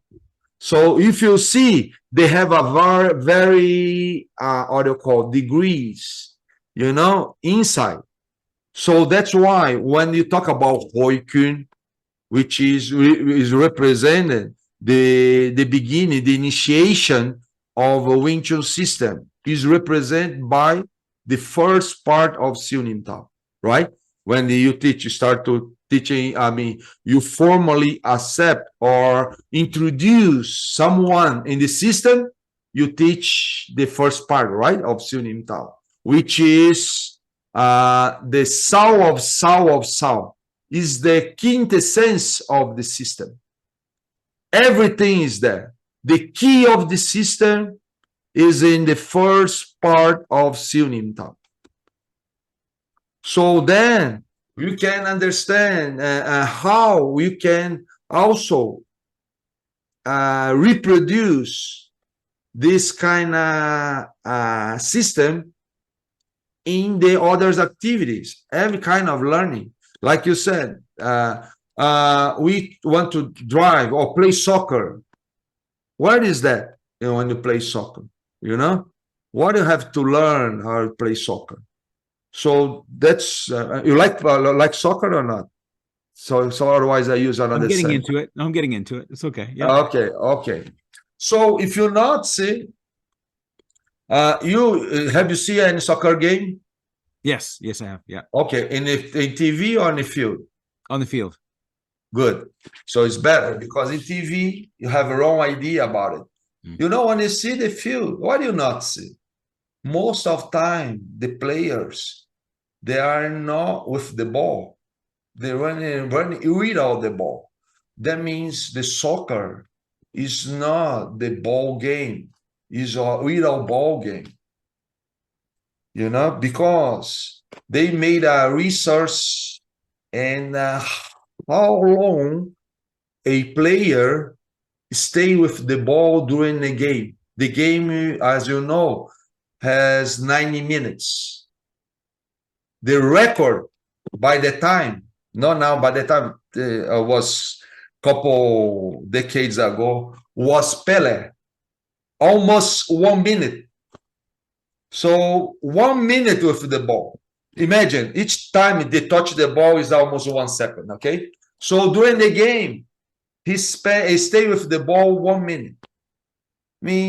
So the question is, what do you have to do with another 89 minutes without the ball? If you are Pele, but if you are not Pele, maybe even more, So that means the soccer first is a game without the ball. You know how to put yourself in a good position to receive the ball. You're creating the conditions for a successful. Creating conditions. So that's the Kung Fu perspective, how to learn soccer. Then the second, you have to kick the ball because this is the main foundation. But when you kick the ball, what is most important when you kick the ball? They hit the ball? No.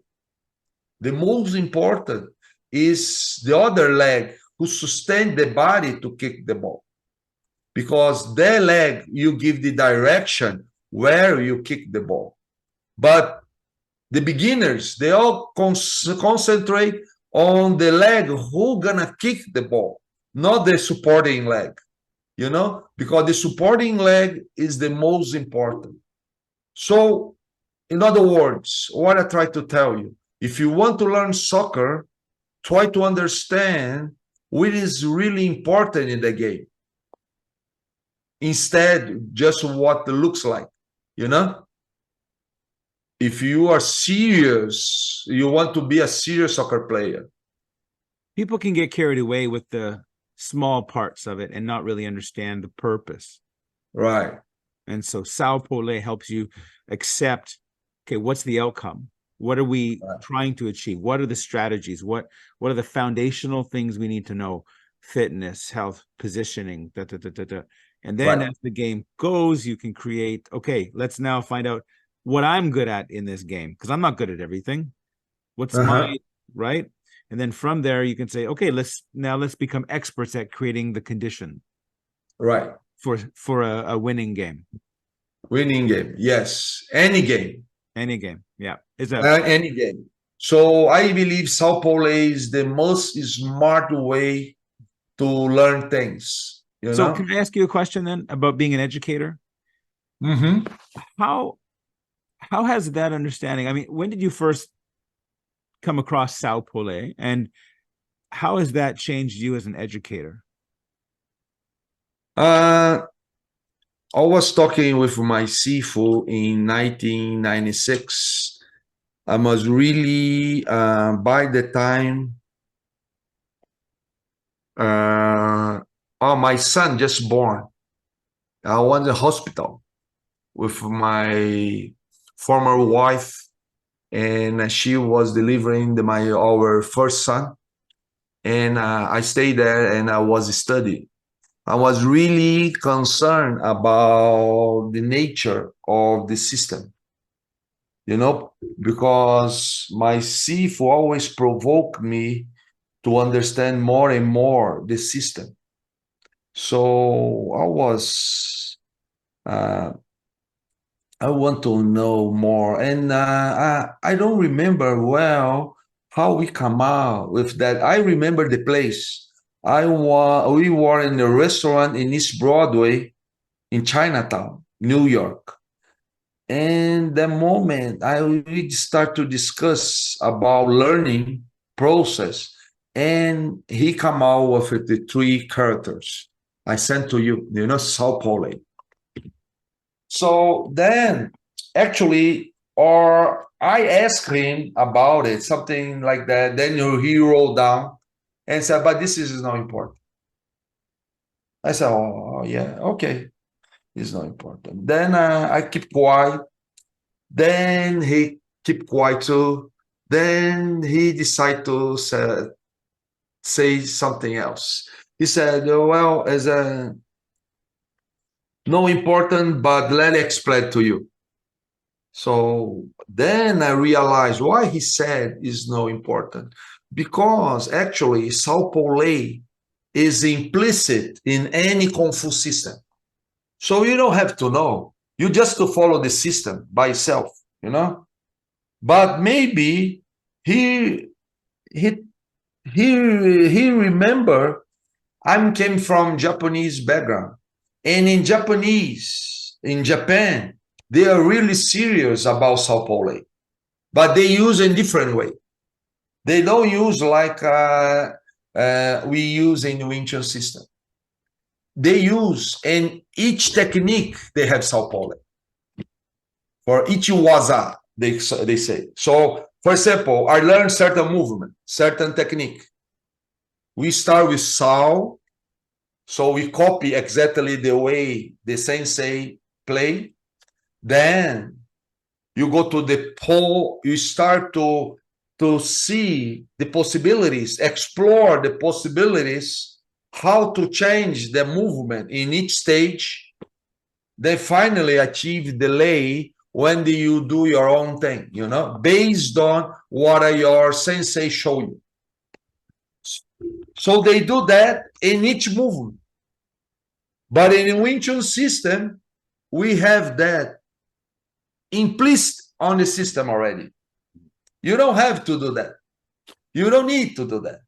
Because the Siunim Tao, the nature, Siunim Tao Cham Kyu BUG, whatever have it, you know, in a very complex way. It's very well set up, very clear. But then he explained the character. Because, and he explained a little bit different than they have in the dictionary. Because in dictionary, Sao means to keep. Keep what? Keep the tradition. But Sifu said Sao means obey, to obey. Which is the idea is obey the tradition first. Instead, criticize. See, we Westerners, first thing you do when you see something we don't agree, you start to criticize. Come on, stop.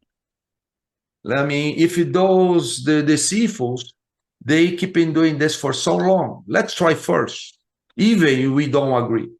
Let's see the logic, the rational they have behind the appearance. Then we see. So that's the Sao. So in the same way, when you learn something from someone, your father start to teach something to you, you just copy him. Try to do exactly. But this is the first stage. So that's why nothing wrong when someone try to copy his Sifu, because maybe in the Sao stage of teaching. But the student gonna suffer because it's not appropriate for him. That's the point. You understand what I mean? For you, it's okay. As a teacher, as a learner, as a big teacher, is okay. So that's why all the Dai Sihin, Dai Dai Ji, right, the family, they suffer a lot. You know, the first group, they all suffer a lot because they, you know, the Sifu still, you know, is in the learning process as a Sifu. Then they go to the Po. Po is to break, you know, like Po Chong, you know, Po. Po is break. So break apart. In other words, analyze. Lies means in Latin means break, to break, right? Analyze is the idea. Put in parts, study, you know, then after you accept, after you be practicing for some time what exactly your Sifu said to you do, you start to analyze. But after, not before, after. So then you can see the potential, what he's showing to you.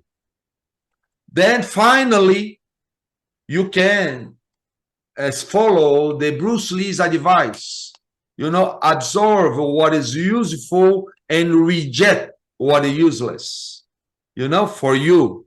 That's you achieve the lay process, you know, I mean, the lay phase. So the Sao Paulo is exactly like that, Is you that know, why and you can use it any circumstance of learning. Grandmaster Yipman said, pass the system on without your garbage? Because that was a necessary thing to do, to point out? We know what? Did he say, Grandmaster Yipman said, pass on the system without your garbage? Oh, your garbage. I've heard that many Oh, times. yes. Actually, that's the first time I heard about that. But Oh, okay. yeah, makes some sense. You know, what is garbage? Garbage is what you are, because you must make a distinction. What is for you, what you are passing to your student? Because if you force your student think like you, that's, in my opinion, is a garbage. Yes. No matter how good it is. Yeah.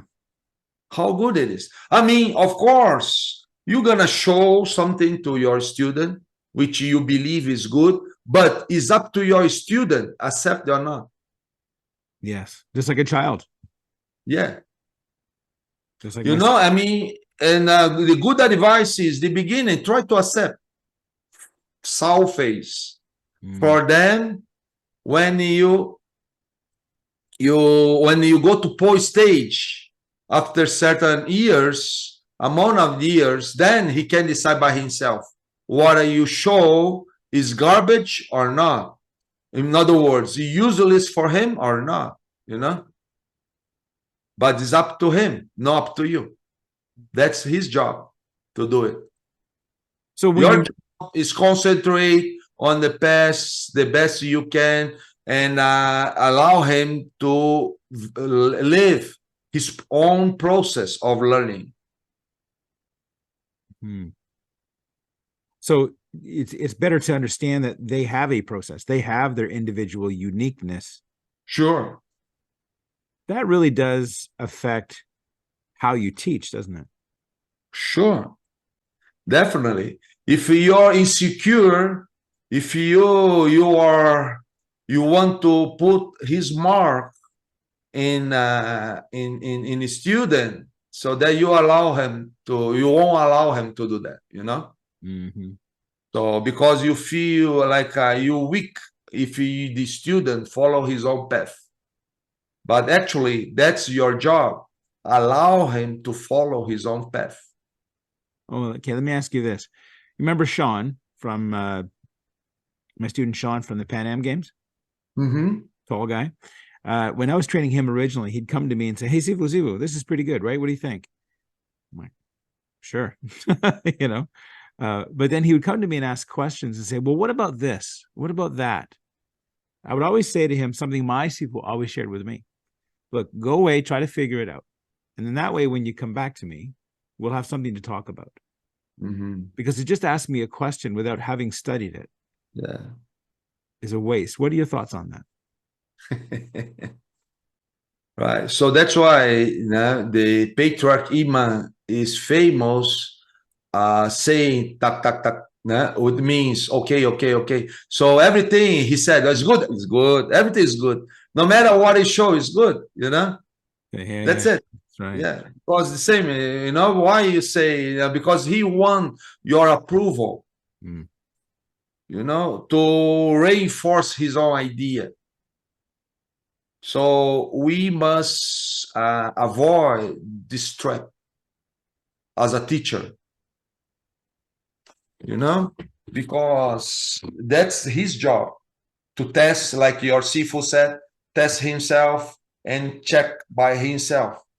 But sometimes he's want to have your approval, and this kind of approval, and avoid him to prevent him to test himself, you know, because he said, I don't need to test my Sifu said this is good, or the interplanetary Grandmaster Wade Wallace say this is correct, so I don't have to test. It's the complete opposite of Sao Paulo. Exactly. I I have a question for you. So Mhm. there are a lot of sifus, goal sashes in our family line that when I told them I was going to be interviewing you today, they couldn't, they wanted to be on to listen. And I said, well, I'll ask. Um, but I decided to forget it because I wanted this to be I wanted this to focus on what you were talking about in Toronto and what you're bringing up today. I don't want to steal the focus today. Right. Would you be interested in having a Zoom meeting or a webinar where the gold sashers who are becoming sivus could have a roundtable discussion with you, talk with you, to ask you questions, to get your opinion? Sure, no problem. Yeah. Whatever I can help you guys or offer, I don't know, if I have much to offer, but whatever I have is here to share. Okay. So count with me, whatever you guys want me to, or me even to listen to you guys, I'm interested. I can see you guys are really serious martial arts teachers, Wing Chun teachers, and see in mainly the gold sash, which is a very serious matter in my Sihin organization. That means, you guys are really qualified. I know you don't feel qualified, but you trust in your Sifu, right? And Yes. your Sifu recommend you guys to receive the gold session, right? Mhm. So just trust them. I mean, trust him in our case. Trust in your Sifu because he knows what he's doing. And Mm. the same happened to me. Sometimes I invite someone, and he said, "Oh man, I'm not feel qualified, but I trust you." So that's the feeling. Like your Grandmaster Pete Pahil said, that's good because make you humble and always in the right mode in terms of learn. I mean, in the learning the process of the journey, which is learning, continuous learning, Mhm. continuously learning, which is very, very important, for us. So that's why I'm interested to have a meeting with all those ghost sessions, because then I can learn. I can learn from you guys. Okay. Well, thank you. I'm certain there's going to be a lot of interest in that. Everybody's going to ask me, when is the gold sash thing going to happen? And, uh, Okay. and then that way I'll save it as a surprise for everybody, and that way at the end they can hear it. Okay. That'd be perfect. Is there Okay. Great. anything that you would like to share? I mean, I know this will be personal for me now because you're so gracious for your time, and I want to respect that. It's been 2 hours, and it felt like 2 minutes. Um, you don't know me really well, but you certainly have seen me over the years. Um, is there any advice or anything you see that I'm doing, or anything that you suggest that I could improve on in terms of my kung fu life or the way I see things, or Yeah, anything I you're may right. not see? We meet few times, and but I'm surprised when I talk to you is the interest you have in the same subjects I'm interested to talk and study. Is unbelievable. I can see. What the subject you are interested is the are the one I'm used to be interested and still learning and studying. So it's a great pleasure. I always talk to you, because I say I cannot see you have a common interests, Mm. and in terms of kung fu, at least, maybe in life too, because I expect to have more opportunity to spend time with you, and then we can know better each other. So the only advice, if I mean I can give you, is keeping doing, what you're doing, and just going now deeper, Yeah. deeper and deeper, because we have a common interest. I can't say too much, because if I think a little bit different than you, I say, hey, go to this direction, but Right. the direction we are going, exactly the direction I like, to go, I like to go. So I think this is the only thing I can say. Go deeper, Okay. and any help like I said before, I want to reinforce this.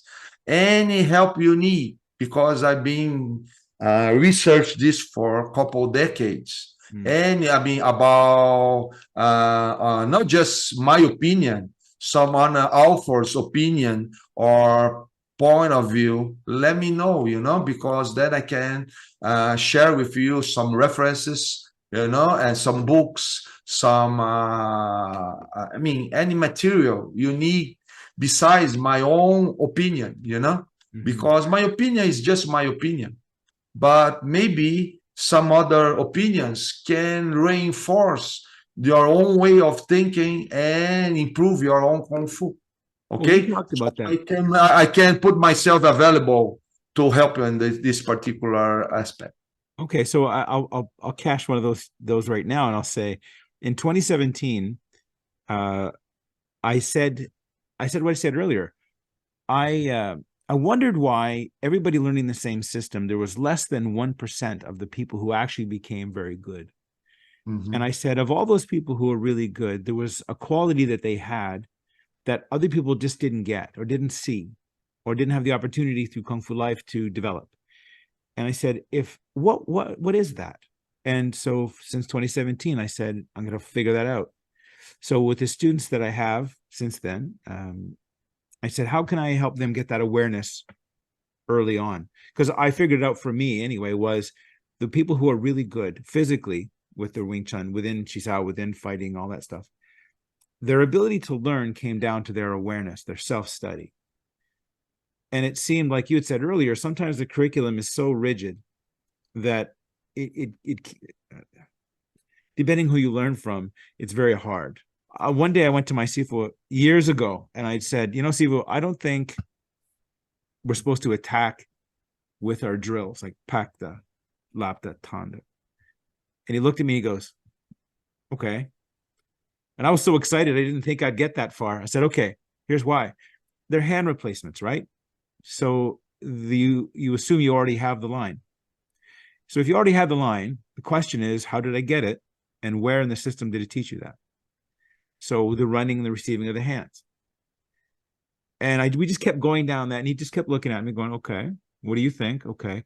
And it was that conversation that helped me develop my version. But at the end of it, he said, Wade, it's good that you're figuring this out, but remember, this is your way of figuring it out.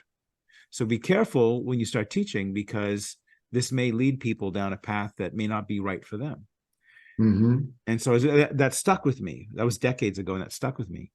And so in this version, speaking with you in Toronto, I have to say, I was emotional at times, because the way you talk about the visceral learning. So in 2017, I sat with Adam and with Bill, who were at the table with us. And I said, guys, there's a better way to do this. There's a better way for us to communicate what the system already is. I'm not asking to change it. I'm saying there's a better way for us to engage with it, to really find what its meaning is, to teach us to experience it. And so we developed guided visceral feedback, the focus on within the drills, within the forms, to provide the student with more physical sensations, essentially. And then you'd see people go with their skill level early on, because they would have a context.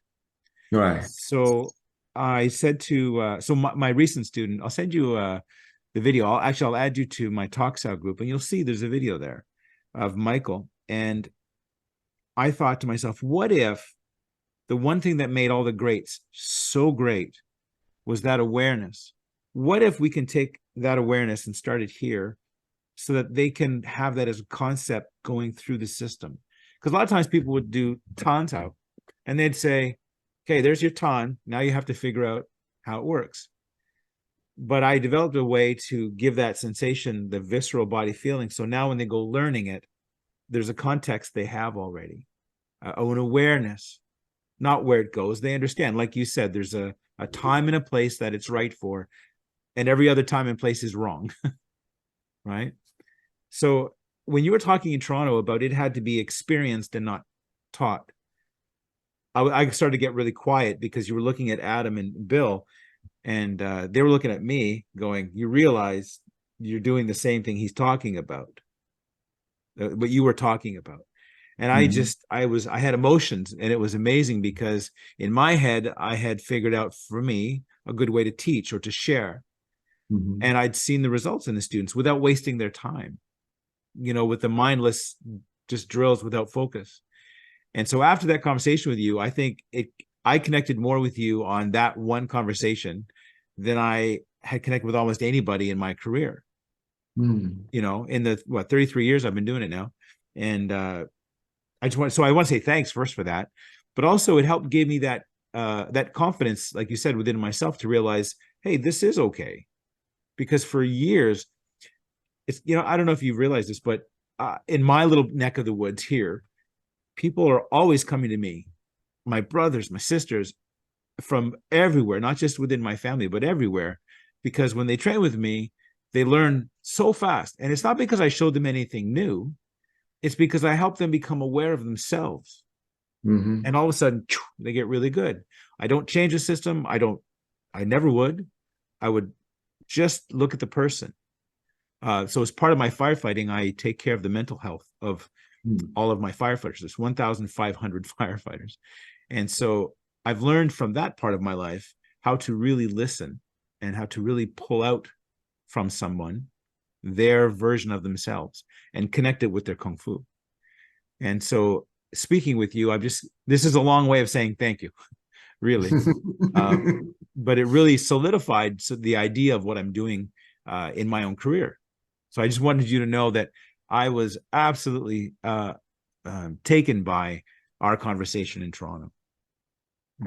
Excellent. So I hope you have more, okay? And with all, or with in your show, talk Sal, but you can have a more personal conversation, in order to, if I can help you, just let me know, okay? I'll be here for you, I okay? very much appreciate that. Thank you so much. You have a wonderful day, and You I too. will add you to the group as soon as I get off here. And then please feel free people are going to send you questions. People are going to start asking things, and I'm going to encourage it. So you may be a bit busy. No problem. Okay. Thank you so very much. You have a wonderful day. Okay, Take bye-bye. care. Bye-bye.